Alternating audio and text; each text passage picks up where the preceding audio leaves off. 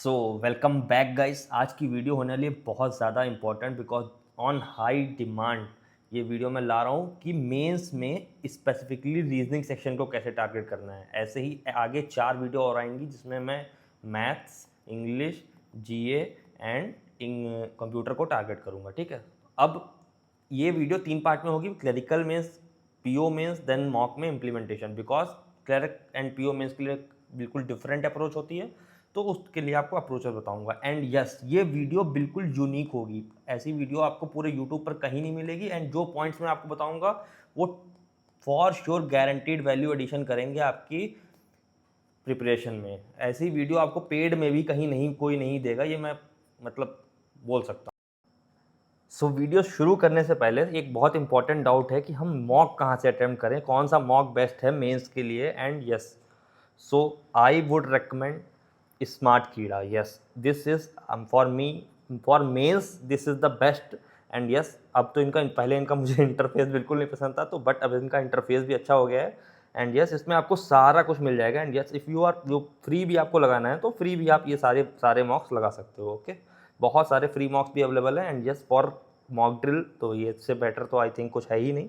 सारे मंथ्स की like current affairs के लिए तो बेस्ट सोर्स है ये। साथ ही साथ आप सारे मॉक्स भी यहाँ से लगा सकते हो। ठीक है, जो भी आपको मॉक लगाना है तो मॉक के लिए भी बेस्ट सोर्स है smart Keeda for prelims mains. And yes, इसमें अभी डिस्क्रिप्टिव भी ऐड हो गया है, तो आप डिस्क्रिप्टिव की प्रैक्टिस करना चाहते हो SBI PO तो वो भी आप कर सकते हो। Okay, so yes, let's start our video, let's go to the point. So पहला पॉइंट है स्टार्ट क्लर्क मेंस में एग्जाम को, मॉक को कैसे अप्रोच करना है वो मैं बताने वाला हूँ। ठीक है, अब कुछ पॉइंट में हो सकता है मॉक में वो चीज़ इंप्लीमेंट ना हो, बिकॉज मॉक कभी कभार बहुत टफ बना देते हैं, कभी कभार बहुत ईजी बनाते हैं। बट रियल एग्जाम में ये ही अप्रोच आपके काम आने वाली है और आप मेरे को याद करोगे कि भैया ने पहले ही बता दिया था। तो पहला पॉइंट है भाई, आपको ऐसे क्वेश्चन से स्टार्ट करना है ना जो फॉर श्योर हो ही जाए। अब हो ही जाए वाला कौन सा क्वेश्चन होता है, जैसे इनइक्वालिटी। अब क्लरिकल मेंस में इनइक्वालिटी आएगी सिलॉग, डायरेक्शन डिस्टेंस, मतलब ऑर्डर रैंकिंग, इस तरह के क्वेश्चन से स्टार्ट करना है। मतलब ये है कि स्टार्ट आपको ये नहीं है कि पजल छोटी दिख रही है तो आप इसको इससे स्टार्ट कर दो। आपको I know you are very well prepared, आप पजल भी बना सकते हो, बट आपको स्टार्ट उससे नहीं करना है। स्टार्ट ऐसे क्वेश्चन से नहीं करना है जिसमें 10% भी चांस हो कि आप फंस जाओ, कि आपका पहला 5 मिनट हो जाए और आपके 0 मार्क्स हो। ऐसा नहीं होना चाहिए फॉर श्योर। आपको जो भी स्टार्ट करो भले वो टाइम टेकिंग हो, बट उसमें फंसने का चांस 0 0 0 होना चाहिए। ठीक है, पहला पॉइंट। दूसरा पॉइंट,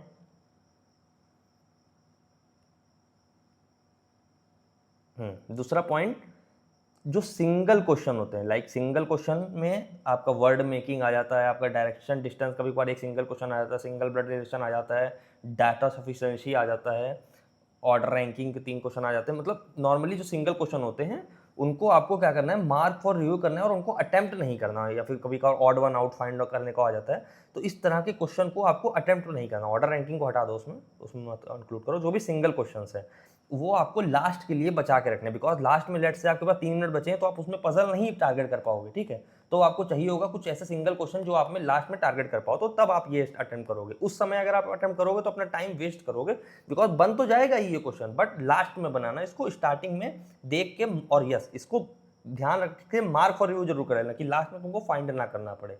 और हर क्वेश्चन को मार्क फॉर रिव्यू नहीं किया जाता फॉर श्योर, मतलब बहुत ध्यान से मार्क फॉर रिव्यू करना सिंगल क्वेश्चन को। ऐसा नहीं कि कुछ लोग होते हैं हर क्वेश्चन को मार्क फॉर रिव्यू करने लगते हैं, वो नहीं करना है आपको। ठीक है, कौन कौन से मार्क फॉर रिव्यू करना है वो बताता हूँ आगे।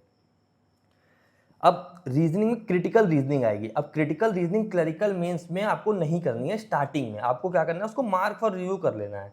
बिकॉज क्या करना है आपको, अभी आगे बताता हूँ। यहाँ पर आपको क्रिटिकल रीजनिंग भी सेम सिंगल क्वेश्चन की तरह मार्क फॉर रिव्यू कर लेना है। ठीक है, fourth point, blood relation starting के इवन 10 मिनट्स में भी आप अटेम्प्ट मत करना, बिकॉज अभी RBI असिस्टेंट मेंस हुआ है और उसमें ब्लड रिलेशन का एक क्लू, जो लास्ट में N वाला क्लू था, जो लोग दे के आए उनको पता होगा भाई।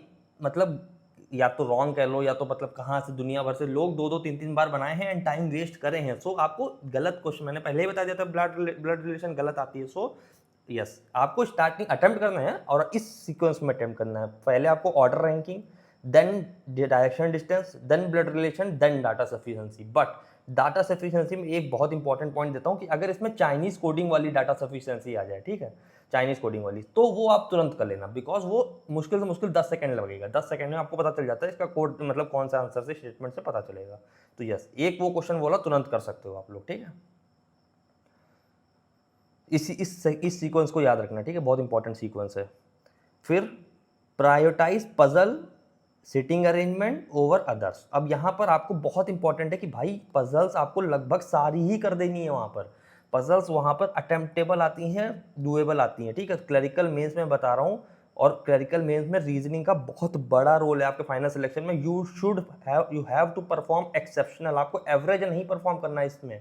आपकी अभी भी टाइम है, आप अच्छे से तैयारी कर लो, कोई बात नहीं, आप अच्छे से तैयारी कर लो, और आपको परफॉर्म एक्सेप्शनल करना ही करना है। अब यहाँ पर पजल्स आपको इनपुट आउटपुट के ऊपर प्रायोरिटाइज करनी है, क्रिटिकल रीजनिंग के ऊपर प्रायोरिटाइज करनी है, डाटा सफिशिएंसी के ऊपर प्रायोरिटाइज करनी है। प्रायोरिटाइज का क्या मतलब है कि आपके पास एक डाटा सफिशिएंसी का क्वेश्चन आपके सामने आया, आपको उसको स्किप करना है, जैसे ऊपर बताया ना मैंने, अगर वो चाइनीज कोडिंग वाला नहीं है, एंड देन पहले पजल्स करनी है, देन डाटा सफिशिएंसी करना है, because data sufficiency single question है, लास्ट में भी हो जाएगा, ठीक है। बट पजल्स डुएबल होती हैं एंड पजल्स हो जाएंगी, आपको पजल्स ही करनी है। तभी मैंने स्टार्टिंग में कहा कि मॉक में हो सकता है इंप्लीमेंट ना हो, बिकॉज कुछ मॉक में पजल बहुत कठिन आ जाती हैं, बट वो सिनेरियो अलग है। रियल एग्जाम में पजल डुएबल होती हैं सारी, आप जाके एनालिसिस देख लेना। जैसे 4 पजल आई हैं तो 4 की चारों आपको करनी है, ठीक है। और ये भी बता देता हूँ कि कौन से प्रायोरिटाइज करनी है, कौन सी नहीं करनी है। तो आगे देखो भाई, सब कुछ लेके आए हो भाई, बहुत खतरनाक वीडियो लेके आए हो, मतलब पेड में भी नहीं मिलेगा कोई। तो आप कहते हो कि कौन सी पजल पहले करें, कौन सी पजल बाद में करें, भाई ये भी तुमको मैं बता देता हूँ आज, ठीक है। सबसे ईजी होती है डेजिग्नेशन बेस्ड पजल, चाहे विद वेरिएबल हो चाहे विदाउट वेरिएबल हो, सबसे ईजी है। तो सबसे पहले आपको ये पता होना चाहिए, इसी के साथ इसी सीक्वेंस में आपको करनी है। Floor based, with variable same, without variable, same direction sitting arrangement, ऐसे मतलब sitting arrangement. Then stack based, भाई स्टेक बेस्ड फंसाने वाली होती हैं, इसीलिए इसको बाद में रखा गया है, समझ रहे हो ना। फिर उसके बाद पैरेलल रो, जिसमें डायरेक्शन नोन हो, मतलब A B C D south देखते हैं, P Q R S north देखते हैं, ऐसा पता होना चाहिए। ऐसा नहीं पता है तो फिर उसको पीछे रखना है, अभी बताता हूँ, ठीक है ना, ये बहुत इंपॉर्टेंट पॉइंट है। Then floor flat, then uncertain. अभी कुछ ऐसी पजल्स हैं जो आपको बिल्कुल नहीं करनी है, मतलब स्टार्टिंग में नहीं करनी, जैसे पूरा पेपर हो जाए तब करना है। वो कौन सी पजल है? तो यस, ये वर्स्ट केस सिनेरियो की तरफ चलता हुआ है, मतलब ये इजी, ये उससे टफ, ये उससे टफ, ये उससे टफ, उससे टफ, ठीक है, मतलब ये करना है, देन ये नहीं करना, ठीक है। तो यहाँ पर stack based puzzle with variable more than 6, अब विद 6 तक तो यहाँ पर कर सकते हो आप, बट मोर देन 6 मतलब बहुत टफ हो गया, मतलब आप नहीं समझ रहे हो। Floor based with more than 6 okay है, but stack based more than 6, stack based या बॉक्स बेस्ड जो भी बोलते हैं लोग उनको, उसको आपको मतलब ये मतलब सेकेंड कैटेगरी में रखना है, जब पूरा पेपर हो जाए तब करना है।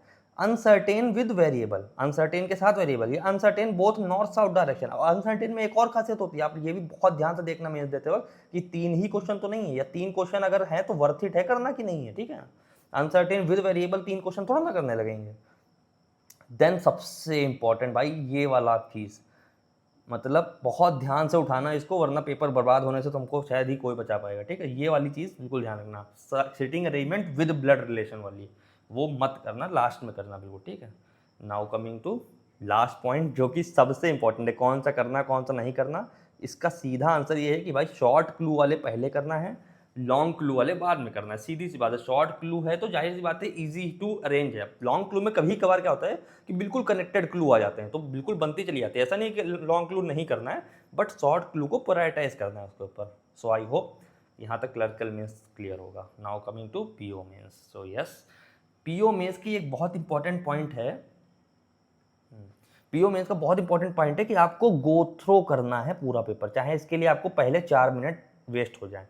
अब ये जब कर लोगे तो आपको समझ, अब यहाँ पर क्लरिकल मेंस में आप ये आरआरबी पीओबी सेम प्रोसेस चलेगा, बिकॉज लगभग सेम लेवल आता है। यहाँ से आपका सिर्फ IBPS PO and SBI PO, ठीक है, इन दोनों में ये अप्रोच लगेगी, ठीक है। तो यहाँ पर आपको सबसे पहले गो थ्रो करना है पूरा पेपर, उससे क्या होगा, आपको तमीज मतलब होश आ जाएगा कि भाई पेपर का लेवल कहीं एक्सेप्शनल तो नहीं आएगा। मेरे एसबीआई पीओ मेंस में 2023 वाले में बहुत टफ पेपर आया था, तो मतलब तो आपको ये समझना पड़ेगा कि पेपर कितने नंबर का करने वाला है, क्या वो 5 नंबर का करने वाला है या 25 नंबर का करने वाला है। बिकॉज आपकी तैयारी है तो आपको पूरा पेपर ग्रो थ्रो कर लोगे तो आपको पता चल जाएगा, तो आपका माइंड उस तरह से वर्क करेगा। बहुत इंपॉर्टेंट पॉइंट है ये, जो करेगा उसको बहुत बेनिफिट होगा। दूसरा, अब नॉर्मली 90% चांस है कि पेपर टफ ही आया होगा, बट लास्ट ईयर इजी आया था थोड़ा सा, बट हम मान के चलते हैं कि टफ आएगा। इजी आएगा तो पीछे वाली अप्रोच लगा लेना, बट टफ मान के चलते हैं फिलहाल। अभी इजी एक मॉक लेते हैं तो वो थोड़ा सा मॉडरेट लेवल का ही, उसमें करके बताता हूँ अगर इजी आएगा। तो यहाँ पर भी सेम अप्रोच है कि भाई स्टार्ट विद अ क्वेश्चन जिसमें फंसना इम्पॉसिबल हो। अब वो हो सकता है कि एक सिंगल क्वेश्चन 2 मार्क्स की पजल हो। अब क्या होता है कि पीओ मेंस में एक सिंगल क्वेश्चन 2 मार्क्स के पजल विद वेरिएबल, लेट से 8 लोग ऐसे देख रहे होंगे, विद वेरिएबल होगा या विदाउट वेरिएबल होगा, और इसको इससे सिर्फ 2 मार्क्स मिलेंगे आपको। तो ये करना है आपको, वो लेंदी होगा बट आपको स्टार्ट ऐसे क्वेश्चन से करना है, या कोडेड इनइक्वालिटी आ गई, या कोई भी ऐसा डायरेक्ट कोडेड डायरेक्शन डिस्टेंस आ गया, या कोई भी ऐसा क्वेश्चन जिसमें फंसना इंपॉसिबल हो। डायरेक्ट पजल नहीं उठा लेनी है कि लाओ स्टार्ट यहीं से कर दें। आपको 2-2 नंबर करके स्टार्टिंग के 5 मिनट में कम से कम 4-5 नंबर ग्रैब कर लेने, जिससे आपका पेपर, आपके मन में एक कॉन्फिडेंस आ जाएगा कि अब मेरा पेपर खराब नहीं हो सकता है। ठीक है, वो कौन से क्वेश्चन है, कोडेड डायरेक्शन डिस्टेंस हो सकता है, लॉग हो सकता है, इनइक्वालिटी हो सकता है कोडेड। ठीक है, तो इस तरह के क्वेश्चन हो सकते हैं, या सिंगल क्वेश्चन। अब यहाँ पर आपको सिंगल क्वेश्चन लास्ट के लिए नहीं बचा के रखने, इनडायरेक्टली आपको सिंगल क्वेश्चन ही अटेम्प्ट करने हैं। ठीक है, सिंगल क्वेश्चंस ही अटेम्प्ट करने हैं और उसको लास्ट के लिए नहीं रखना है। ठीक है, और यहाँ पर आपको ट्राई करना है, अगर पेपर टफ आया तो एक पजल, जो भी जितनी भी पजल्स आई हैं उनमें से देख के एक पजल आप उठा लो, और वो भी बीच में उठाओ, ना बहुत स्टार्टिंग में, ना बिल्कुल। लेट्स से आपका 40 मिनट्स का अगर पेपर है तो आप 15 मिनट्स पे उठाओ। ठीक है, तो ना बिल्कुल बीच में, ना जिससे 20 मिनट में भी अगर बने तो 35 मिनट तक बन जाए। तो यहाँ पर आपको एक पजल पिक करनी है, एंड क्रिटिकल रीजनिंग उसके बाद करनी है। ठीक है, ये पॉइंट यहाँ तक आई होप क्लियर होंगे। So let's go to mock. उससे पहले देख लेते हैं कुछ रह तो नहीं गया। सो यस, सबसे पहले भाई 1 जुलाई को मेरा बर्थडे है एंड मेरा ज्वाइनिंग डे भी है। सो कैन वी हिट 50 के सब्सक्राइबर्स? सो सिंपल सा क्वेश्चन है, आंसर आप लोगों के पास है, I don't know. Okay, and yes, let's go to mock.